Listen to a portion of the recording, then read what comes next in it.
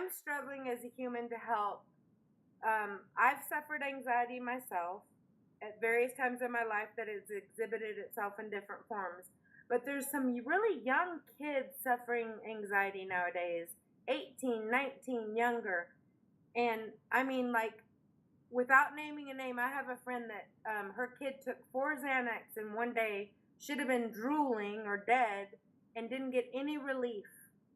So that leads me into y'all's advice, CBD oils, because we started talking about that last night at dinner.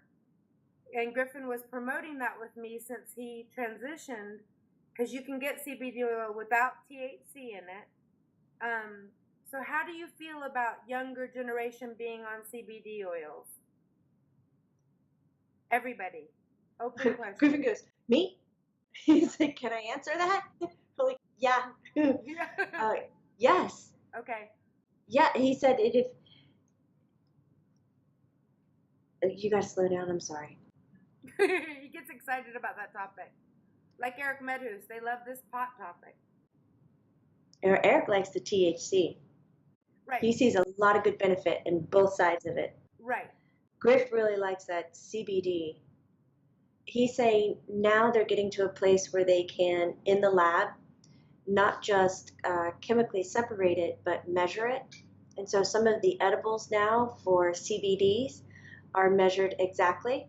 And he says, not all of them yet, so don't get excited. We're growing into it. But in taking those edible doses of CBD, or even just taking the oil under the tongue, he said, I would recommend that for even infants. Okay. There's so much study behind it, how it can cure so many different things.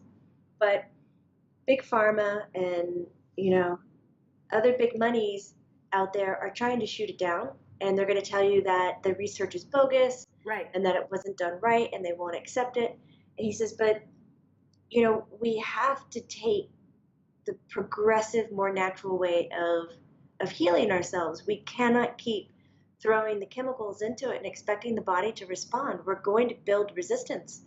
And CBD, since it's natural, you don't build a resistance. It's like building a resistance against water. Oh, you had too many glasses of water. I can't imitate what you're just doing. I'm sorry. It's some other different voice, please. Oh, you drank too many glasses of water today. I'm not going to do it. Now the next glass you drink, we're just going to kick it out because we can't process it because we've had too much. Okay. So CBD will continue to help with the seizures and the headaches and the cancers and the anxieties and sleep issues. And he says basically it's a stress management to develop healthier cells instead of having stress decompose cells. And when we get to the healthy cells, we can maintain our own bodies and our own emotional stability in a way that we can't do with chemicals because they have side effects. Right.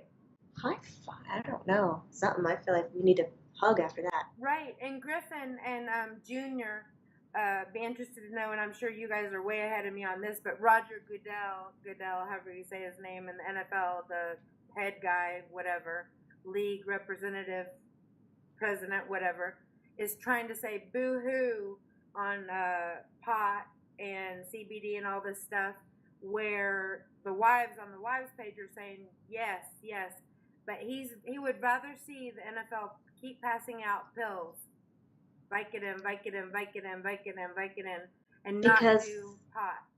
The coach makes money off of it. Right. Kickbacks, right?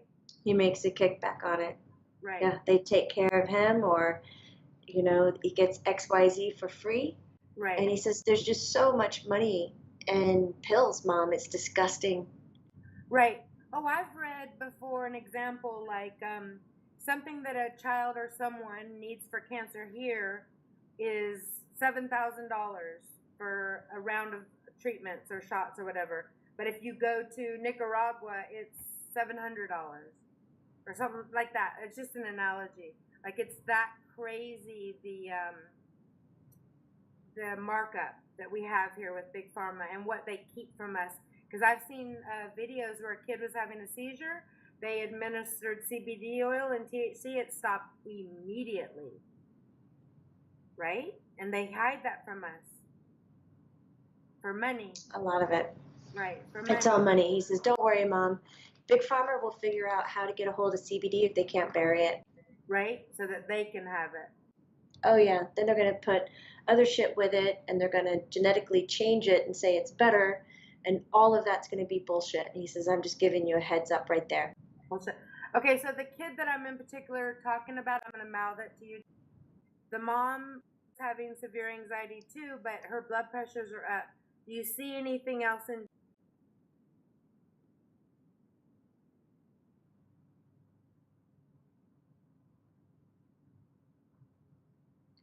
Physically, no.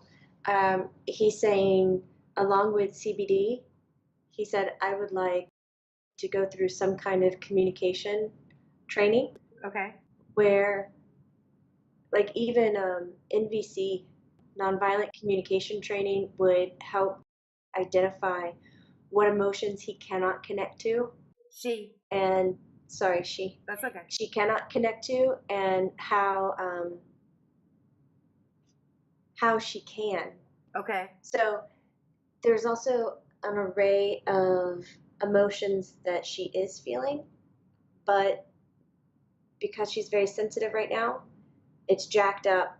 Griffin says it's like, here's her range, and now it's just like jacked up. It's so sensitive that she's confusing the signals and labeling certain emotions something different. And he thinks by going through like an NVC training, she can really look at what is each emotion, what does it mean to her, kind of clarify for herself, because nobody sat down and did that with her. Okay. She was like a sister to Griffin, and she's 19. We always considered her such an older sister to Dylan that I can't believe they're the same age, but she's going to turn 20 in a month. But is there a book I could get for her to start out with, or on the nonviolent communication, or I could just Google in this area if there's any workshops on it, or? There's a basic book.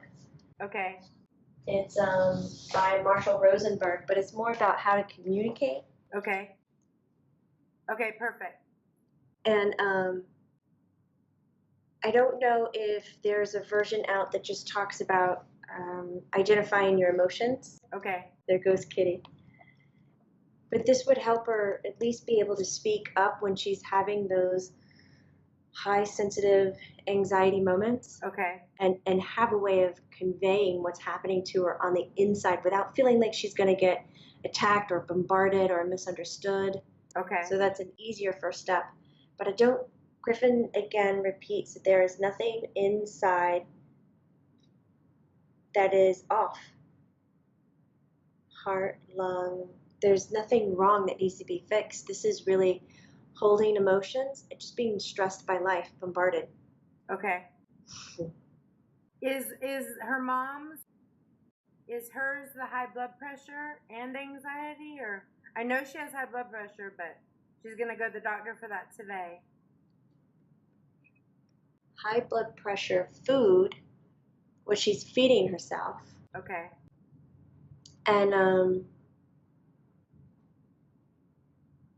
it's foods that her body can't digest well or doesn't like, and she's not paying attention to it. It's jacking things up. Okay. I'm going to leave saying that now. Jacking it up. Oh. As well as stress. Okay, so wait. Stress, food, high blood pressure. She would do well on medicine for high blood pressure for a while. Okay. Until she understands how to feed herself. Okay. And there's 2 layers to that. Taking care of her physical health and her emotional health and the way she feeds herself. So food is related to emotions for her and to reward. Okay. Oh, I worked really hard so I can eat that burger or that pizza. Right. You know, I'm lactose intolerant, but I did such a good job today. I'm going to eat that chunk of cheese. Right, because she's not heavy, so she probably doesn't, you know what I mean? Yeah. Mm-mm.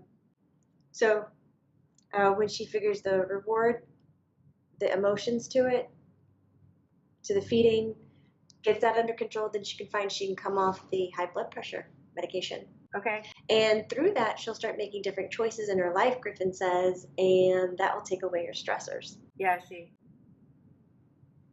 Yes. smokes, and they told her she had to quit, so. Yes. And she drinks a wine every night and tequila, so that might not be good for blood pressure either. Wine and tequila? Right? Whoops. That's a mix. I know. He's not complaining about the alcohol. I know. It's so funny because people think that drinking lowers your blood pressure, but I read it actually higher your blood pressure. But maybe a glass of wine is okay. Yeah, Griffin's fine with the wine stuff. And he's not really even complaining about the tequila, but he is super complaining about the cigarette. Yeah. Oh, we know some of us have to look at that. He says, I don't know who that is, not pointing fingers at all. No, exactly.